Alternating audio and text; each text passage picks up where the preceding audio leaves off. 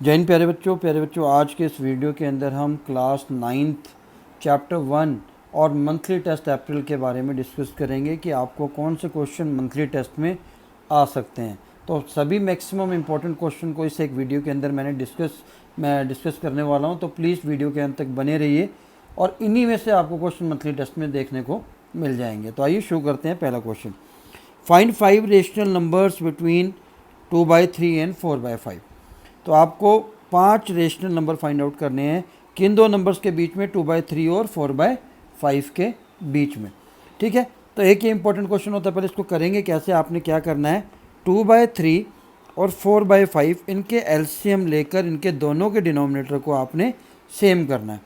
तो 3 और 5 का जब हम एलसीएम लेंगे तो 3 और 5 का जो एलसीएम आएगा हमारे पास, वो आएगा 3 × 5 = 15। ठीक, एलसीएम हमारा कितना आया, 15। तो दोनों के डिनोमिनेटर में मैंने एलसीएम की वैल्यू लिख दी 15 करके। ठीक है, अब आपने ये चेक करना है कि 3 को किस नंबर से मल्टीप्लाई करूँ कि 15 आएगा, तो ऑब्वियसली 5 से। सिमिलरली आपने न्यूमरेटर को भी 5 से कर देना है, तो आ जाएगा 10। ठीक है, सिमिलरली जब यहाँ पर आप चेक करेंगे तो 3 से किया, 5 3 15, तो 4 को भी 3 से कर देना है, तो 12/15। अब आप अगर देखेंगे तो इनके बीच में एक ही रेशनल नंबर आ रहा है, 11/15। फिर आपने फर्दर क्या करना है, डिनोमिनेटर को किसी और न्यूमरेटर को किसी बड़े नंबर से मल्टीप्लाई कर देना है, ताकि न्यूमरेटर और डिनोमिनेटर दोनों के सेम रहने चाहिए। आपको इस चीज़ का बहुत ध्यान रखना है। ठीक है, तो सपोज करिए कि मैं ऊपर 3 से मल्टीप्लाई कर देता हूँ, नीचे भी 3 से कर देता हूँ, सेम नंबर से। आपने देखो यहाँ पर मैंने 5 से किया, 5 से, पर यहाँ 3 से और 3 से था। लेकिन एक बार डिनोमिनेटर सेम होने के बाद आप अगर ऊपर वाले को भी 3/3 से कर रहे हैं, तो नीचे वाले को भी आपने 3/3 से ही करना है, ताकि डिनोमिनेटर सेम रहे। 45 30, यहाँ पर हो जाएगा 36/45।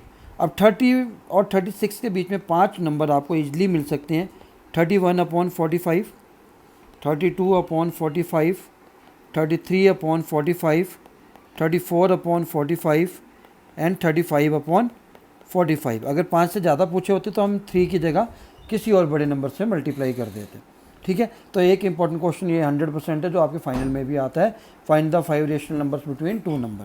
क्लियर, चलिए second question, right 0.3 bar in the form of P/Q। कई बार ऐसा लिखा होता है कि P/Q फॉर्म में रिप्रेजेंट करो, कई बार सीधा लिख देते हैं कि रेशनल नंबर की फॉर्म में इसको रिप्रेजेंट करना है। तो आपने करना क्या है, इसको लेट करना है। लेट x = 0.3 बार। बार का मतलब होता है कि ये 3 क्या हो रहा है, बार बार रिपीट हो रहा है, और ये डॉट डॉट डॉट जो मैं रिप्रेजेंट कर रहा हूँ, ये रिपीटेशन का सिंबल है कि 3 अभी भी रिपीट हो रहा है। ठीक है, अब आपके लिए पहली इंपॉर्टेंट चीज़ है, अगर डेसिमल के बाद एक ही नंबर रिपीट हो रहा है, इस बात को आपने ध्यान से सुनना है।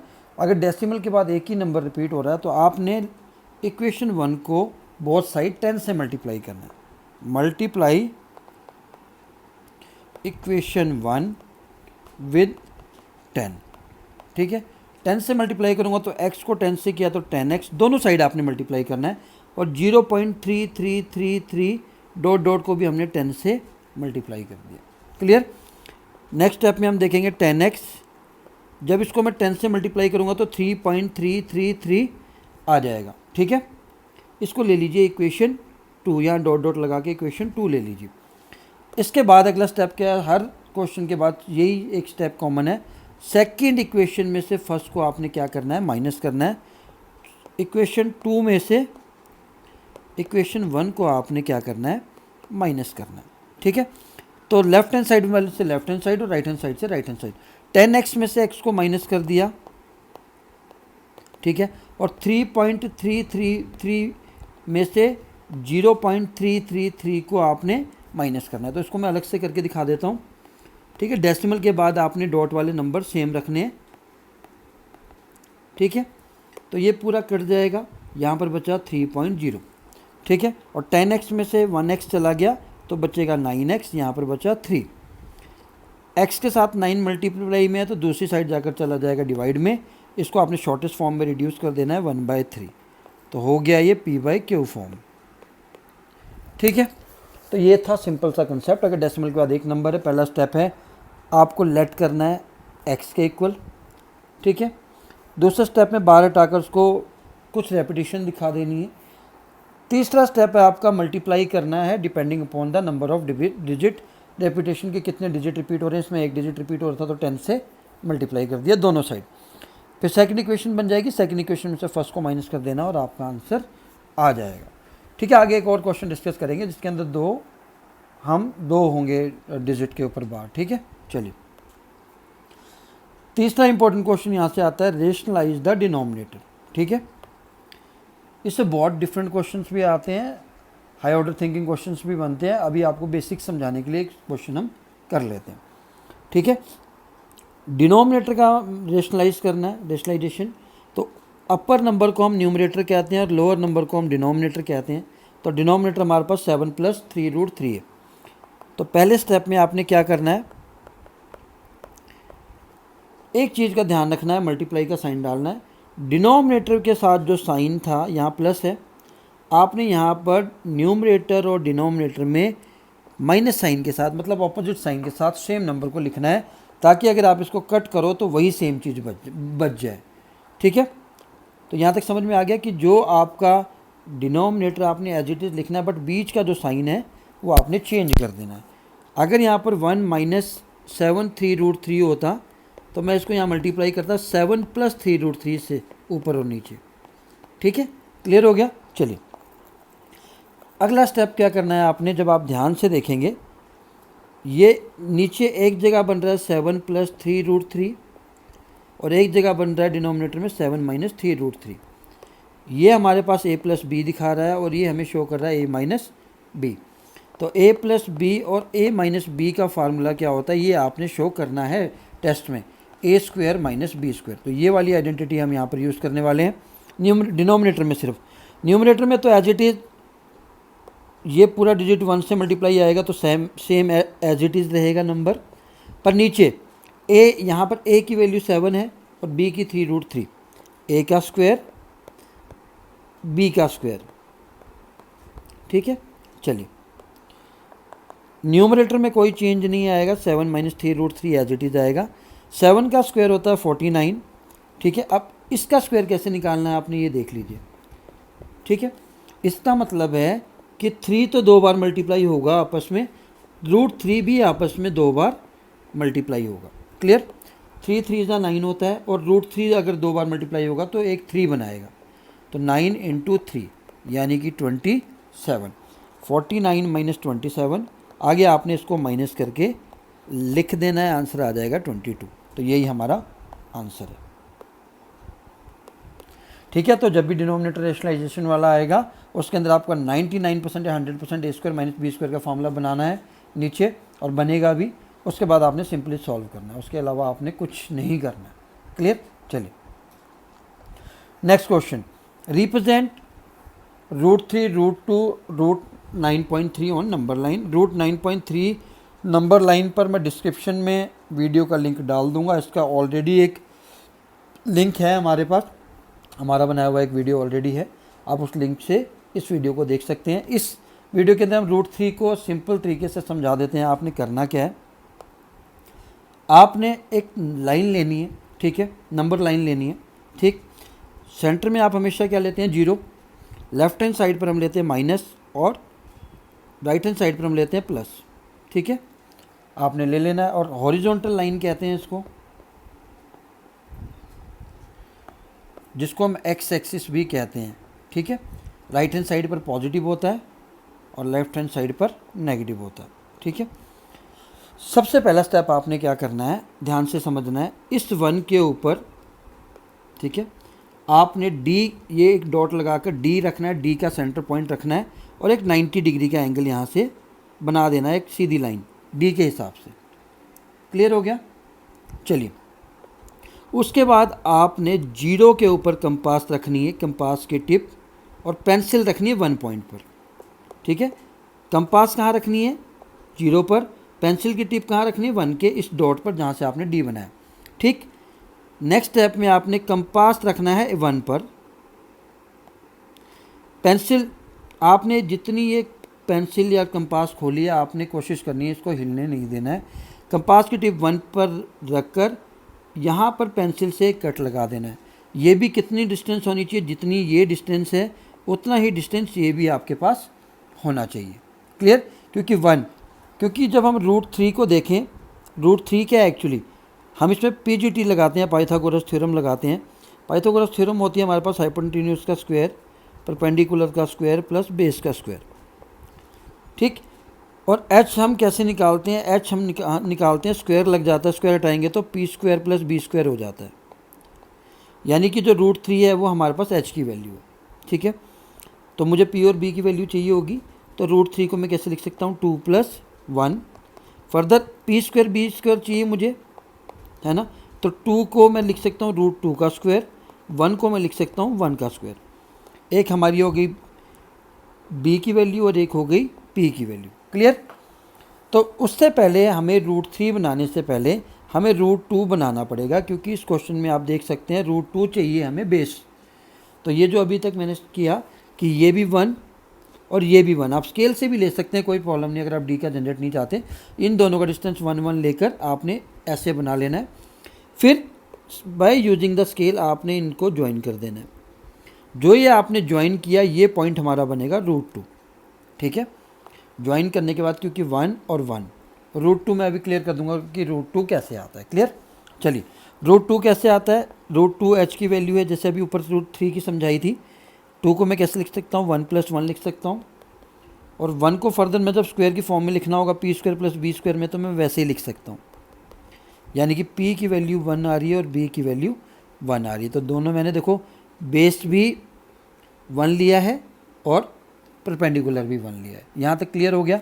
चलिए, उसके बाद आपने क्या करना है, इस लाइन के ऊपर जो ये लाइन आपने बनाई है, यहाँ पर एक डॉट लगाना है, जहाँ पर मैं बना रहा हूँ इस पोजीशन पर। यहाँ पर D रखकर फिर 90 डिग्री का एक एंगल बनाना है। ठीक, जितनी कंपास आपने पहले खोल के कट लगाया था 1, उतनी कंपास से यहाँ कट लगा देना है 1 पर, या स्केल से मेजर करके 1 डॉट लगाकर इसको फिर फर्दर आपने 0 से मिला देना है। ठीक है, 0 से मिलाने के बाद ये हमारा बन गया √3 वाली लाइन। ठीक है, अब आगे आपने क्या करना है, 0 के ऊपर कंपास रखनी है। ठीक है, इस पॉइंट पर जहाँ पर ये आपने कट लगाया था, यहाँ पेंसिल रखनी है इस पॉइंट पर, फिर इसको आपने आगे मिला देना है नंबर लाइन पर। तो ये 1.5 और 2 के बीच में बनेगा। क्यों? क्योंकि √3 की वैल्यू क्या होती है हमारे पास, 1.7320। तो हम 1.73 तक ही इसको कंसीडर करके चलते हैं। तो 1.73 कहाँ आता है, 1.5 और 2 के बीच में आता है। तो आपको ये आंसर आपका डायग्राम ही बता देगा कि सही है या गलत है। ठीक है, चलिए, what is the value of 256, आपने इसको सॉल्व करना है। ठीक है, एक्सपोनेंट एंड पावर का क्वेश्चन है। अगर आप देखेंगे तो बेस दोनों के सेम हैं, यानी कि 256 हैं। तो बेस अगर सेम होते हैं as per law of exponent and power, तो जो पावर्स होती हैं वो क्या हो जाती हैं, ऐड हो जाती हैं। पहला लॉ तो ये लगाएंगे। ठीक है, 256 पावर है 0.16 प्लस 0.09, तो आप प्लस करके देख लीजिए, तो ये 0.25 आ गया। ठीक है, तो 256 0.25। ठीक, जब मैं डेसिमल हटाऊंगा तो 25/100 आ जाएगा, क्योंकि डेसिमल के बाद 2 डिजिट्स हैं, इसलिए 2 0 लगा दी। 25 1 जा 25, 25 4 जा 100। ठीक है, 256 1/4। अब आपने देखना है कि ऐसा कौन सा नंबर है जिसको 256 को अगर हम फैक्टराइज करें तो उसकी भी पावर 4 आ जाए। ठीक है, तो आप कर सकते हैं कैसे, अगर आपको नहीं आता, मुझे तो खैर याद है कि 4 की पावर 4 होता है, बट आपको नहीं पता तो आप क्या करेंगे, प्राइम फैक्टराइजेशन मेथड लगाएंगे। ठीक है, लगा लेते हैं।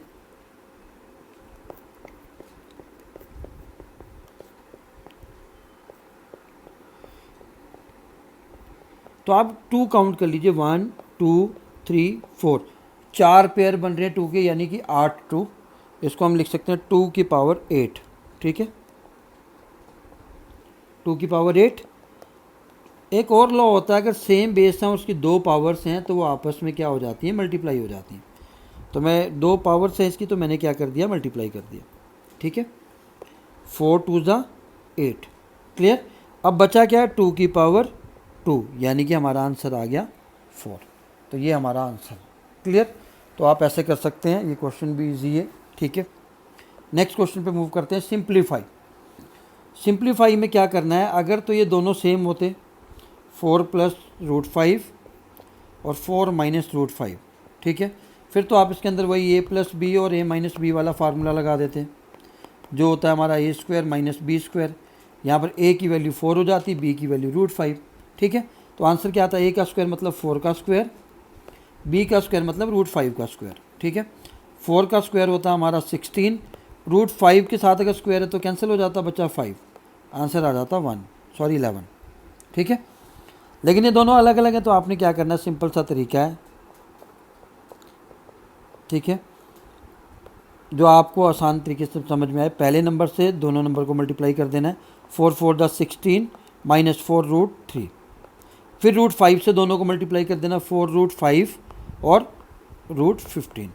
अब यहीं पर आपने छोड़ देना है, आपका यही आंसर है। अब आप पूछेंगे कि रूट 15 कैसे आया, तो रूट 5 और रूट 3 ये भी एक लॉ है, अगर दो नंबर सर्ट्स में है डिफरेंट और मल्टीप्लाई है, तो वो दोनों आपस में सेम सर्ट के अंदर हम मल्टीप्लाई करके लिख सकते हैं, पर एडिशन में ऐसा नहीं होता, क्लियर। चलिए, important question, if x is equal to 3 plus root 8 then find the value of this, ठीक है। तो आप इसका स्क्वायर करके भी कर सकते हैं, पर वो एक लेंथी हो जाएगा। तो सबसे बढ़िया तरीका क्या है, यहाँ पर आपको अब 1 में अपॉन में चाहिए ना x, तो इसको मैं 1/x लिख लेता हूँ, ठीक है। अगर मैंने x को अपॉन किया तो ऑब्वियसली ये नंबर भी क्या हो जाएगा, अपॉन में आ जाएगा, ठीक। इसके बाद अभी हमने सीखा था रेशनलाइज द डिनोमिनेटर, तो 1/3 प्लस रूट 8, तो यहाँ प्लस था तो हम यहाँ पर क्या करेंगे, माइनस कर देंगे, क्लियर। अब न्यूमरेटर एज इट इज़ रहेगा, क्योंकि 1 से मल्टीप्लाई होने के बाद कोई ज़्यादा चेंज होगा नहीं, पर यहाँ पर फिर वही a plus B, A minus B, जो हमारा बनेगा A square minus B square. A की वैल्यू 3 है और बी की रूट 8, 3 का स्क्वायर माइनस रूट 8 का स्क्वायर, क्लियर। तो जब हम इसको फर्दर सॉल्व करेंगे, 3 माइनस रूट 8 9 माइनस, जब रूट के साथ स्क्वायर लगाओ तो कैंसिल हो जाता है 8, इसको सॉल्व करने पर आ जाएगा 3 माइनस रूट 8, क्लियर। अगले स्टेप में आपने क्या करना है, आपने अभी वो नहीं निकालना, आपने क्या निकालना है, x प्लस 1/x। एक तो x जो आपको स्टार्टिंग में गिवन था, और एक 1/x जो अभी आपने वैल्यू निकाली, इन दोनों को आपस में प्लस करना है। x की वैल्यू थी शुरू में गिवन 3 प्लस रूट 8, और 1/x की वैल्यू हमने निकाली है 3 माइनस रूट 8, इन दोनों को प्लस करेंगे तो ये रूट 8 कैंसिल आ गया, इसकी वैल्यू आ गई 6, किसकी, x प्लस 1/x की वैल्यू क्या आ गई 6। आपने अब क्या करना है, स्क्वेयरिंग बोथ साइड, यहाँ पर लिख सकते हैं स्क्वेयरिंग बोथ साइड्स। तो अब यहाँ पर कौन सी आइडेंटिटी लगेगी, a प्लस बी का होल स्क्वायर, जो हमारा होता है A square plus B square plus 2ab। तो a हमारे पास x है, यानी कि x का स्क्वायर, b हमारे पास 1/x है तो 1/x स्क्वायर प्लस 2ab, और 6 का स्क्वायर कितना हो जाएगा, 36। x अपॉन में और डिवाइड में कैंसिल हो जाएगा। अब बचा 2 उधर ले जाकर 36 से आपने माइनस कर देना है, तो यहाँ पर ये वाली टर्म रह गई जो हमें चाहिए थी, x square plus 1/x square is equals to 36 minus 2 is equals to 34। इसका जो आंसर होगा वो 34 आ जाएगा, ठीक है। तो ये भी एक इम्पॉर्टेंट क्वेश्चन था जो यहाँ से आ जाता है, पर आपकी बुक में ये क्वेश्चन नहीं है, ठीक है। ये रेशनलाइज द डिनोमिनेटर का इम्पॉर्टेंट क्वेश्चन है, ठीक है। तो प्यारे बच्चों, ये था एक क्वेश्चन इंपॉर्टेंट, जितने भी इस चैप्टर से आ सकते थे नंबर सिस्टम से, ठीक है। मैंने कहा था कि डेसिमल वाला एक क्वेश्चन मैं आपको बाद में डिस्कस करूँगा। सपोज कर लीजिए यहाँ 1 की जगह चलो 1.27 बार ले लेते हैं, ठीक है। मैंने क्या कहा था, आपने x लेट करना है, 2 डिजिट वाला कर रहा हूँ। फिर मैंने कहा था कि जो रेपिटेशन वाला नंबर है आपने उसको रेपिटेशन में दिखा देना है, ठीक है। डेसिमल के बाद जितने नंबर रिपीट हो रहे हैं, 2 नंबर रिपीट हो रहे हैं, तो दोनों साइड 100 से, अगर 1 रिपीट होता 10, 3 रिपीट होंगे तो 1000, आपने उसी हिसाब से 0 इंक्रीज़ कर देनी है। जब इसको मैं 100 से मल्टीप्लाई करूँगा तो डेसिमल 2 नंबर आगे चला जाएगा, 127.2727। फिर वही इक्वेशन 2 - 1, 100 में से 1x गया तो 99x। 127.2727 में से 1.2727 को माइनस करेंगे तो ये पूरा कर जाएगा, यहाँ बचेगा 126। आगे क्वेश्चन आसान हो जाता है बहुत, ठीक है। आगे आपने इसको रिड्यूस टू लोएस्ट टर्म ले लेना है, कर देना है। फर्दर सॉल्व कर लीजिए तो 14/11 इसका आंसर आ जाएगा। होप प्यारे बच्चों आपको क्लियर हुआ होगा। काफ़ी क्वेश्चन जो इंपॉर्टेंट बनते थे मैंने इस वीडियो के अंदर डिस्कस कर लिए हैं। अगर फर्दर फिर भी मुझे कुछ लगेगा तो उसके लिए मैं दूसरा वीडियो आपके लिए ज़रूर लाऊंगा, ठीक है। तो आज के लिए इतना ही। अगर वीडियो पसंद आया तो शेयर और कमेंट करना ना भूलें। जय हिंद, जय भारत।